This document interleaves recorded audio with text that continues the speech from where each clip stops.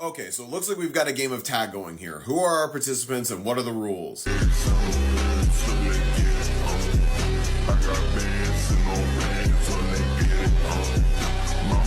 So the rules as I understand them are going to be having 4 5-minute rounds where the last person who is it at the end of that 5 minutes is going to be out of the game and the last one standing wins. And if that's the case, the first one out here is definitely going to end up being Toto. Now don't get me wrong, Toto isn't slow and Boogie Woogie is a very impressive ability that's going to help him last at least a little while, but he doesn't have the stats to be any of the other characters here. Then when we get to round 2, the one going out in that round is probably going to end up being Lemillion. Now look, I get it. Permeation is a very impressive ability that's going to help him dodge some tags for a while, but he can't necessarily hold that for 5 minutes, and there are a lot of characters here that could potentially nullify that ability. And given the fact that he's way too slow to keep pace with the remaining 3, there's no way he's going to end up winning this. Now the next one out in round 3 is either going to be Minato or my boy Law. And who goes out in that situation is really going to depend on how we're setting up this game. If Minato is allowed to throw his kunai in round 1 and mark people and they stay where they are and the marks stay on the people throughout the entirety of the other rounds, he will outlast Law. Because the ability to set up like that while there are weaker characters still on the board is going to give Minato a level of control over the game that Law cannot keep pace with. But if Minato has to pick up his kunai and take the marks off of the characters going into the following round, Law will probably be able to outlast Minato. Law's ability to set up a massive room and move around Minato's kunai is going to make it impossible for Minato to tag or dodge Law. Because by the time round 2 wraps up, Law's going to have a pretty solid grasp on how Minato's abilities work and then be able to play with them by messing around with the kunais and avoid getting marked himself. And with that being said, the winner of round 4 and ultimately the game is more than likely going to end up being Obito. Being able to dip and dive out of the game via the Kamui dimension is going to make Obito a very tough target to deal with. But that's only really going to be an issue until round 3. Because at that point between Law and Minato, they do have the speed, reaction time, and senses to keep pace with Obito diving in and out of the game. Now Law and Minato could end up getting caught up with each other, which is going to give Obito an opening to go in and tag one of them and then get back out of the game. And if he's not it, he just has to sit there in the Kamui dimension and wait them out. But in the final round, it's a 50-50 because if he's it, he's not going to be able to tag Minato or Law, who are going to be fast and reactive enough to get away from him. But if he's not it, he just automatically wins by going into the Kamui dimension and waiting there for 5 minutes. So just because Obito is more than likely to win doesn't mean it's guaranteed that he will.